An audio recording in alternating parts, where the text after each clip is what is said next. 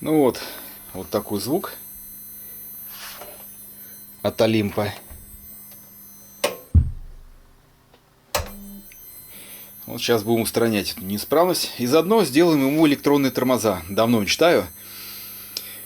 2 года до него, считай, добирался. Сейчас все-таки доберусь. Вот смотрим кабель. Надеюсь, сейчас постараюсь звук, чтобы записался. Вот слышно свист.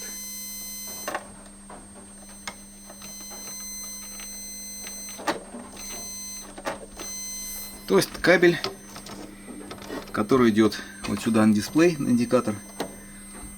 Вот его разъем на плате. Вот задняя сторона. Вот он. Его надо приподнять и подвязать. И все.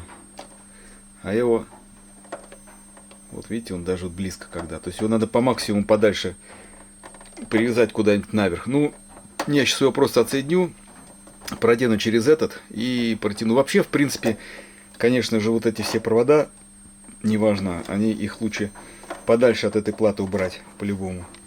В общем, меня не удовлетворил результат. Я опять его поставил на стол, разобрал. Сейчас покажу теперь какой результат. Этот результат мне больше всего нравится. Сейчас я главное... Вот слышим, да, звук? Вот теперь слушаем, как он меняется.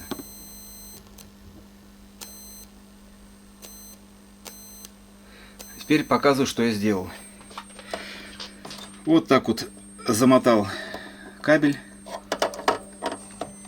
и его просто на землю. Все, просто экран. Значит, мало того, я сейчас его вынесу, этот экран, куда-нибудь повыше, завяжу все стяжками, подниму и еще заэкранирую. И все, и вот это будет мой результат идеальный. Ну и все, спокойно, чисто душой. Вот у нас заземленится. Можем ставить его на место.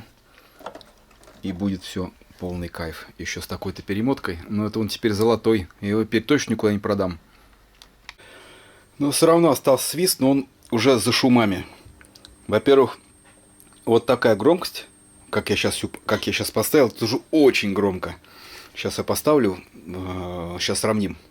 Ну, в общем-то, смотрите, если мы на полную зафигарим уровень здесь.